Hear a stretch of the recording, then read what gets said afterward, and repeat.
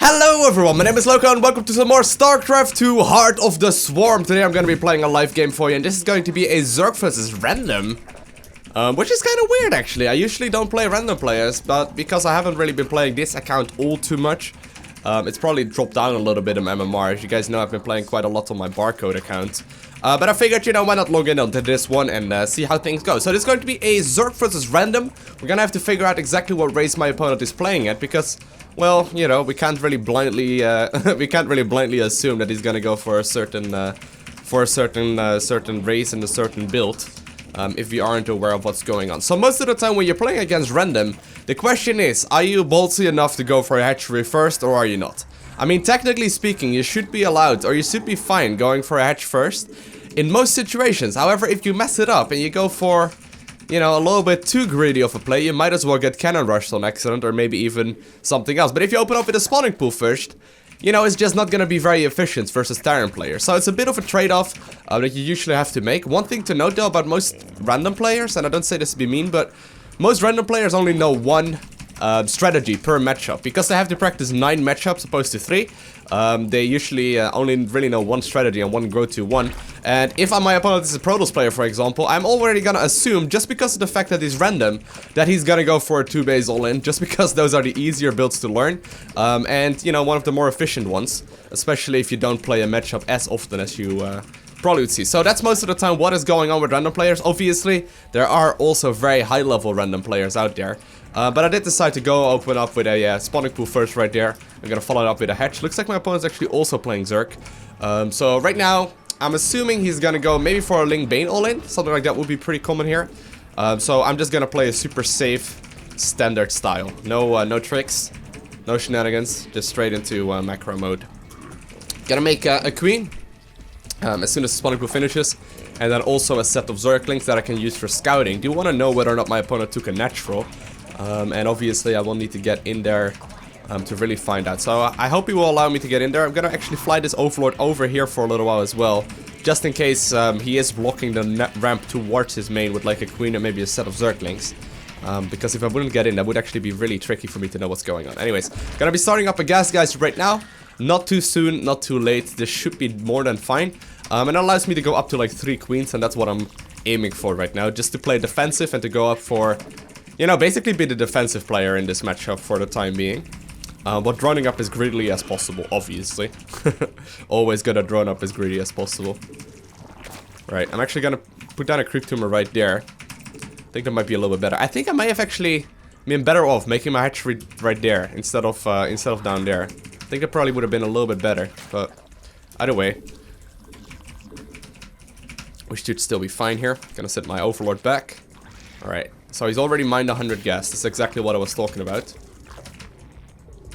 And there is a natural down, but no drones yet. No drones.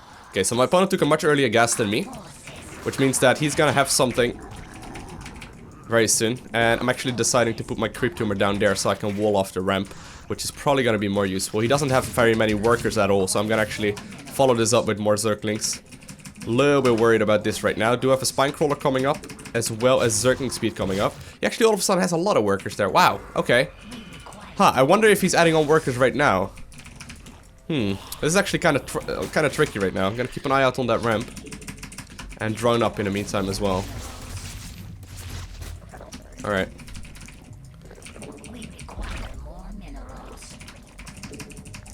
Yeah, I think he did make a couple Zerglings there, but I may have made a little bit too many. But that's okay. We should still be fine here, no matter what.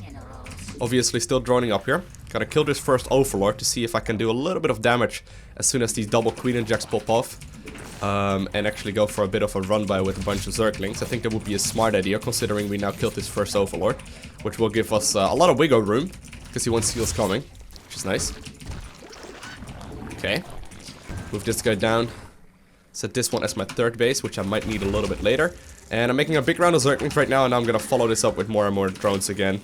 I think when I'm moving out. Still making a lot of Zerglings here, just for safety. My opponent did get a very early gas, guys, right? But he hasn't really done anything with it.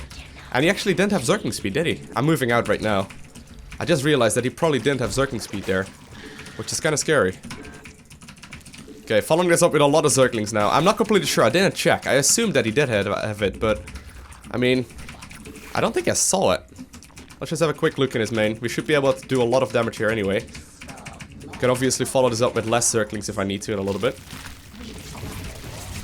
Okay.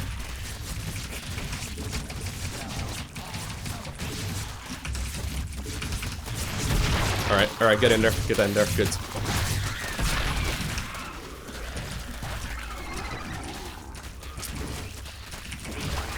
Alright, following this up with more and more Zerglings. And this is exactly what I was thinking that my opponent was doing. Some sort of cheeky play.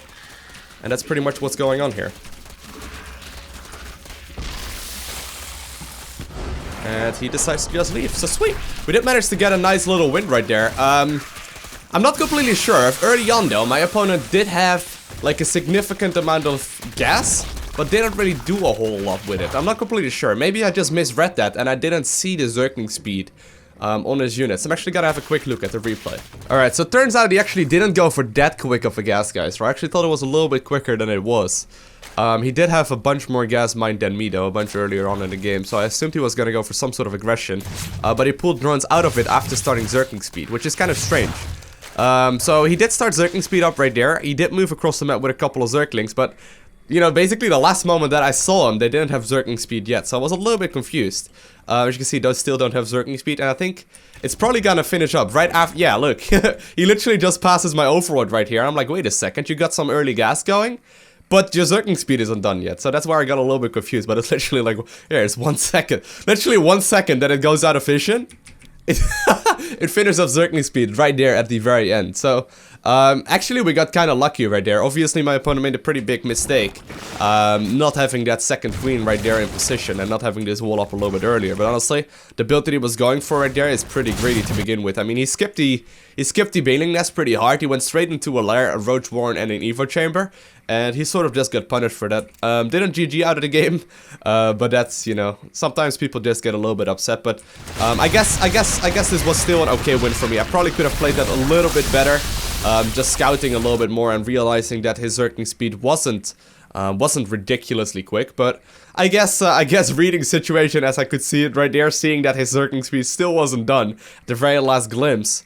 I was indeed correct in saying that, you know, my opponent was going for something wonky, but it turns out it was pretty standard after all, and we got lucky that he skipped his Baneling Nest.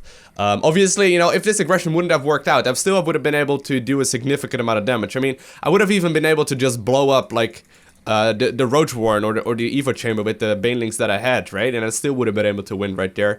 So even if my opponent's positioned the queen slightly better, it still would have been in my favor. But either way, I hope you guys enjoyed this game. If you did, hit that like button. If you want to see more, hit that subscribe button. I want to thank you guys all for watching. Have an amazing day. Do not forget to smile, and I'll see you in the next one.